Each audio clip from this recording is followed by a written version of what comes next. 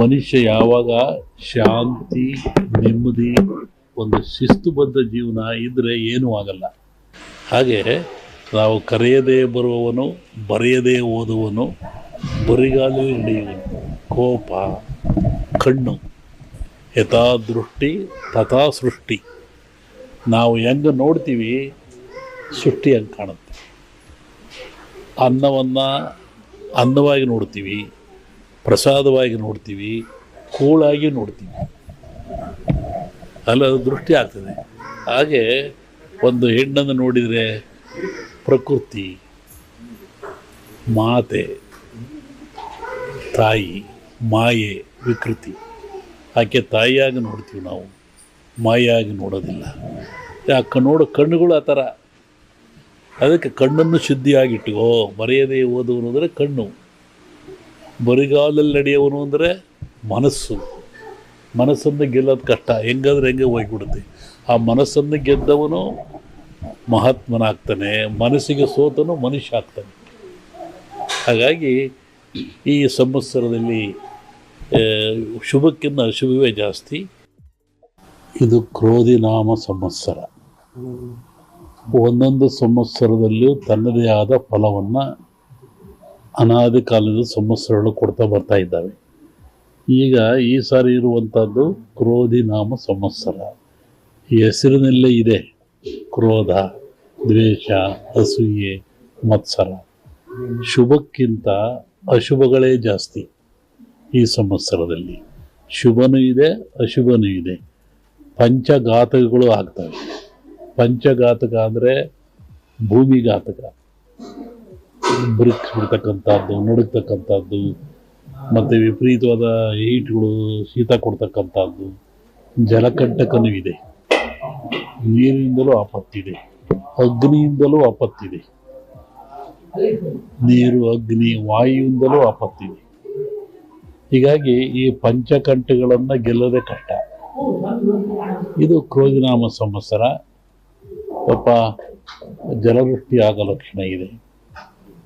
ಆನಂತರ ಈ ಸಂವತ್ಸರದ ಫಲ ಗುರು ಶಿಷ್ಯನಾಗ್ತಾನೆ, ಶಿಷ್ಯ ಗುರು ಆಗ್ತಾನೆ. ಈ ಸಂವತ್ಸರದಲ್ಲಿ ವಿಶೇಷವಾಗಿ ಹೆಣ್ಣು ಮಕ್ಕಳ ಪ್ರಾಬಲ್ಯ ಹೆಚ್ಚುತ್ತದೆ. ಅದರಿಂದ ಸುಖನೂ ಆಗ್ಬೋದು, ದುಃಖನೂ ಆಗ್ಬೋದು. ನಾನೀಗ ಒಂದು 2-3 ತಿಂಗಳು ಹೇಳಿದ್ದೆ, ಪ್ರದೇಶದಲ್ಲಿ ಮಳೆ ವಿಪರೀತ ಆಗ್ತದೆ, ರಾಷ್ಟ್ರಗಳು ಮುಳುಗ್ತವೆ, ಬಾಂಬ್ ಸ್ಫೋಟ ಇದೆ, ಜನಜಂಗುಳಿ ಆಗ್ತದೆ, ಜನ ಸಾಯ್ತಾರೆ, ಆಮೇಲೆ ಯುದ್ಧ ಭೀತಿ ಇದೆ, 1-2 ಜನ ಪ್ರಧಾನಿಗಳು ಸಾಯ್ತಾರೆ. ವಸತಿ ಎಲ್ಲ ಹೇಳಿದಲ್ಲ, ಅದೆಲ್ಲ ನಡೆದೋಯ್ತಲ್ಲ ಅಲ್ಲಿ, ಅದು ಇನ್ನೂ ಮುಂದುವರಿತದೆ ಅದರಲ್ಲಿ. ಹೀಗಾಗಿ ಈ ಒಂದೊಂದು ಹೇಳಿದ್ದೆ ನಾನು, ದೊಡ್ಡ ದೊಡ್ಡ ಜನಗಳಿಗೆ ಆಘಾತ ಇದೆ ಅಂತ ಹೇಳಿದ್ದೆ ನಾನು. ಎಲ್ಲರೂ ನಡೀತಾ ಇದೆ, ಇನ್ನೂ ನಡೀತಾ ಇದೆ. ಅದರಿಂದ ಈ ಮನುಷ್ಯ ಯಾವಾಗ ಸಹನೆಯನ್ನು ಕಳ್ಕೊಳ್ತಾನೆ, ನೆಮ್ಮದಿಯನ್ನು ಕಳ್ಕೊಳ್ತಾನೆ, ಕೋಪಕ್ಕೆ ತುತ್ತಾಗ್ತಾನೆ, ಅವಘಡಗಳು ಅವನಿಗಿದ್ದೇ. ಹಾಗಾಗಿ ಮನುಷ್ಯ ಜನ್ಮ ದೊಡ್ಡದು. ಈ ಜನ್ಮ ನಾವಿದ್ದಾಗ ಅರಿಷಡ್ವರ್ಗಳನ್ನು ಗೆಲ್ಲಬೇಕು. ಇವತ್ತು ನೋಡ್ತಾ ಇದ್ದಾರೆ ಗಲಾಟೆಗಳು, ದೊಂಬಿಗಳು, ಅವೇನೋ ಟಿ ವಿ ನೋಡೋಕ್ಕೆ ಆಗೋದಿಲ್ಲ. ಟಿ ವಿ ತಪ್ಪು ನಾವು ಹೇಳಲ್ಲ, ಆ ಘಟನೆಗಳನ್ನ ಜನರ ಮುಂದೆ ಇಡ್ತಾ ಇದ್ದಾರೆ ಅವರು. ಹಾಗಾದ್ರೆ ಯಾಕೆಂದರೆ ತಿದ್ದಿಹೇಳ್ರಿ, ಹಿಂಗೆ ಆಗಬಾರ್ದು, ನೀವು ಹಿಂಗಾಗ್ತಾ ಇದ್ದು ನೋಡಿ, ಅಲ್ಲಿ ಇವು ಇನ್ನೂ ಹೆಚ್ಚಾಗುತ್ತೆ ಈ ದೇಶದಲ್ಲಿ. ಹಾಗಾಗಿ ಮನುಷ್ಯ ಯಾವಾಗ ಶಾಂತಿ, ನೆಮ್ಮದಿ, ಒಂದು ಶಿಸ್ತುಬದ್ಧ ಜೀವನ ಇದ್ದರೆ ಏನೂ ಆಗಲ್ಲ. ಹಾಗೆ ನಾವು ಕರೆಯದೇ ಬರುವವನು, ಬರೆಯದೇ ಓದುವನು, ಬರಿಗಾಲಲ್ಲಿ ನಡೆಯುವನು. ಕೋಪ, ಕಣ್ಣು, ಯಥಾ ದೃಷ್ಟಿ ತಥಾ ಸೃಷ್ಟಿ. ನಾವು ಹೆಂಗೆ ನೋಡ್ತೀವಿ ಸೃಷ್ಟಿ ಹಂಗೆ ಕಾಣುತ್ತೆ. ಅನ್ನವನ್ನು ಅನ್ನವಾಗಿ ನೋಡ್ತೀವಿ, ಪ್ರಸಾದವಾಗಿ ನೋಡ್ತೀವಿ, ಕೂಳಾಗಿ ನೋಡ್ತೀವಿ, ಅಲ್ಲ ದೃಷ್ಟಿ ಆಗ್ತದೆ. ಹಾಗೆ ಒಂದು ಹೆಣ್ಣನ್ನು ನೋಡಿದರೆ ಪ್ರಕೃತಿ, ಮಾತೆ, ತಾಯಿ, ಮಾಯೆ, ವಿಕೃತಿ. ಆಕೆ ತಾಯಿಯಾಗಿ ನೋಡ್ತೀವಿ ನಾವು, ಮಾಯಾಗಿ ನೋಡೋದಿಲ್ಲ. ಯಾಕೆ ನೋಡೋ ಕಣ್ಣುಗಳು ಆ ಥರ. ಅದಕ್ಕೆ ಕಣ್ಣನ್ನು ಶುದ್ಧಿಯಾಗಿಟ್ಟುಕೋ. ಬರೆಯದೇ ಓದುವನು ಅಂದರೆ ಕಣ್ಣು, ಬರಿಗಾಲಲ್ಲಿ ನಡೆಯುವನು ಅಂದರೆ ಮನಸ್ಸು. ಮನಸ್ಸನ್ನು ಗೆಲ್ಲೋದು ಕಷ್ಟ, ಹೆಂಗಾದ್ರೆ ಹೆಂಗೆ ಹೋಗಿಬಿಡುತ್ತೆ. ಆ ಮನಸ್ಸನ್ನು ಗೆದ್ದವನು ಮಹಾತ್ಮನಾಗ್ತಾನೆ, ಮನಸ್ಸಿಗೆ ಸೋತನು ಮನುಷ್ಯ ಆಗ್ತಾನೆ. ಹಾಗಾಗಿ ಈ ಸಂವತ್ಸರದಲ್ಲಿ ಶುಭಕ್ಕಿಂತ ಅಶುಭವೇ ಜಾಸ್ತಿ. ಇದು ಕ್ರೋಧಿ ನಾಮ ಸಂವತ್ಸರ. ಒಂದೊಂದು ಸಂವತ್ಸರದಲ್ಲಿಯೂ ತನ್ನದೇ ಆದ ಫಲವನ್ನು ಅನಾದಿ ಕಾಲದ ಸಂವತ್ಸರಗಳು ಕೊಡ್ತಾ ಬರ್ತಾ ಇದ್ದಾವೆ.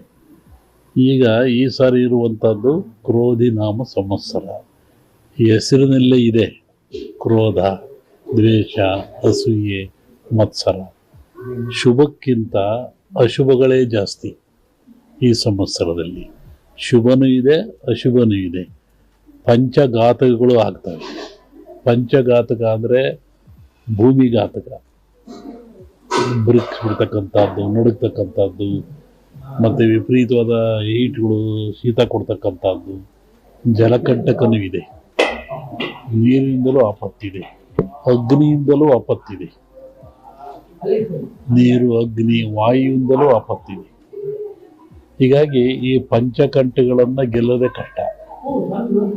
ಇದು ಕ್ರೋಧಿನಾಮ ಸಂವತ್ಸರ. ಸ್ವಲ್ಪ ಜಲವೃಷ್ಟಿ ಆಗೋ ಲಕ್ಷಣ ಇದೆ. ಆನಂತರ ಈ ಸಂವತ್ಸರದ ಫಲ ಗುರು ಶಿಷ್ಯನಾಗ್ತಾನೆ, ಶಿಷ್ಯ ಗುರು ಆಗ್ತಾನೆ. ಈ ಸಂವತ್ಸರದಲ್ಲಿ ವಿಶೇಷವಾಗಿ ಹೆಣ್ಣು ಮಕ್ಕಳ ಪ್ರಾಬಲ್ಯ ಹೆಚ್ಚುತ್ತದೆ. ಅದರಿಂದ ಸುಖನೂ ಆಗ್ಬೋದು, ದುಃಖನೂ ಆಗ್ಬೋದು.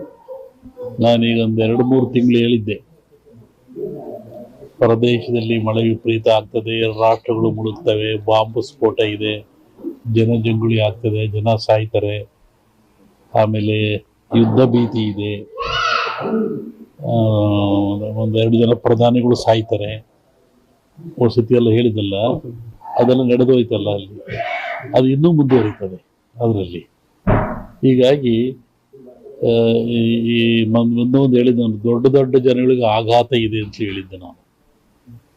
ಎಲ್ಲರೂ ನಡೀತಾ ಇದೆ, ಇನ್ನೂ ನಡೀತಾ ಇದೆ. ಅದರಿಂದ ಈ ಮನುಷ್ಯ ಯಾವಾಗ ಸಹನೆಯನ್ನು ಕಳ್ಕೊಳ್ತಾನೆ, ನೆಮ್ಮದಿಯನ್ನು ಕಳ್ಕೊಳ್ತಾನೆ, ಕೋಪಕ್ಕೆ ತುತ್ತಾಗ್ತಾನೆ, ಅವಘಡಗಳು ಅವನಿಗಿದ್ದುದೇ.